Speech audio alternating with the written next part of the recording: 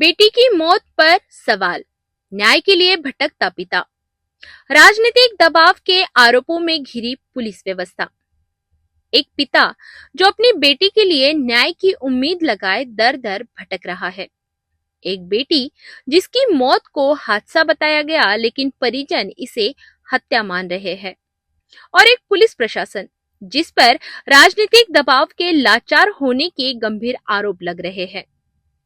यह मामला सृष्टि जैन नामक युवती की संदिग्ध मौत से जुड़ा है।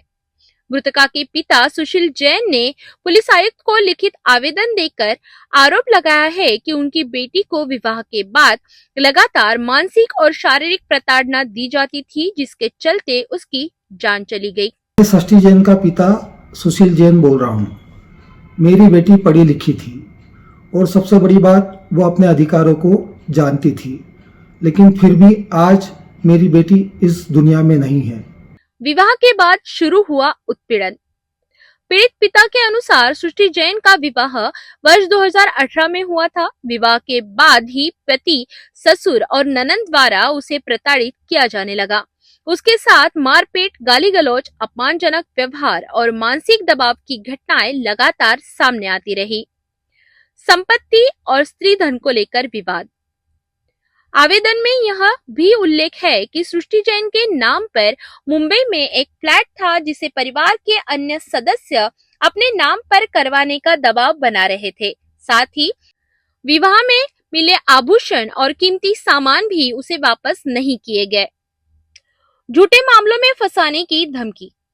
पीड़िता ने अपने परिवार को बताया था कि ससुराल पक्ष द्वारा उसे झूठे मामलों में फंसाने की धमकियां दी जा रही थी।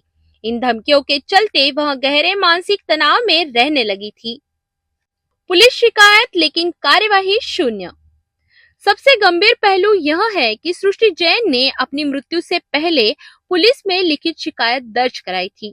आरोप है कि शिकायत स्वीकार होने के बावजूद न कोई पूछताछ हुई, न कोई जांच, न कोई सुरक्षा प्रदान की गई। यदि समय रहते कार्रवाई होती तो शायद आज यह हादसा टल सकता था। मेरी बेटी ने मरने से पहले पुलिस को लिखित शिकायत की थी, उस पर कोई कार्रवाई नहीं की गई। उसने साफ कहा था कि उसे अपने पति और ससुराल पक्ष से जान का खतरा है, लेकिन बहुत दुख के साथ कहना पड़ रहा है कि उस शिकायत को पुलिस ने दर्ज ही नहीं किया और ना कोई कार्रवाई की गई। अगर उस दिन मेरी बेटी की बात सुनी जाती तो शायद आज वो हमारे बीच जिंदा होती।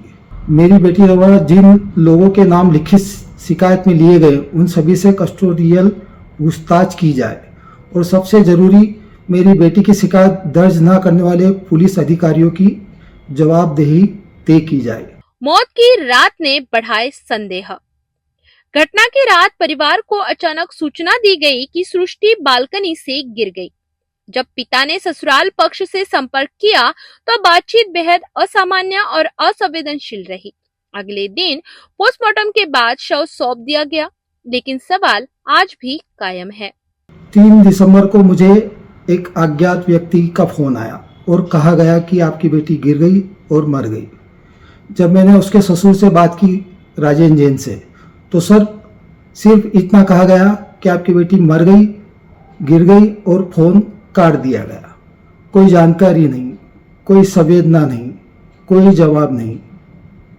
मैं आज एक पिता होने के नाते पुलिस और प्रशासन से हाथ जोड़कर निवेदन करता हूं, इस मामले को आत्महत्या नहीं हत्या के संदेह में देखा जाए। हादसा या सुनियोजित हत्या।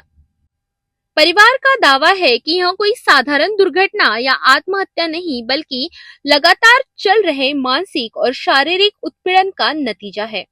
घटना से पहले परिवार के कुछ सदस्यों की मौजूदगी और व्यवहार भी संदेह के घेरे में है। राजनीतिक दबाव में पुलिस लाचार। पीड़ित पिता का सीधा आरोप है कि इस पूरे मामले में राजनीतिक दबाव के चलते पुलिस ने निष्पक्ष कार्रवाई नहीं की।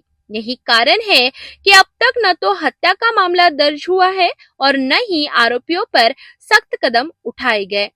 न्याय की उम्मीद में पिता ने उच्च अधिकारियों से अपील की है कि इस मामले की स्वतंत्र, निष्पक्ष और उच्च स्तरीय जांच कराई जाए, ताकि सच्चाई सामने आ सके और दोषियों को सजा मिले। मैं बदला नहीं चाहता हूँ, सिर्फ न्याय चाहता हूँ। आज मेरी बेटी चली गई, कल किसी और की बेटी नहीं जाए, बस यही मेरी गुजारिश है। मेरी बेटी ने मरने से पहले सच लिखा था।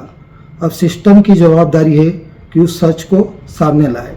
यह मामला केवल एक परिवार की पीड़ा नहीं बल्कि न्याय व्यवस्था और महिला सुरक्षा पर बड़ा सवाल है।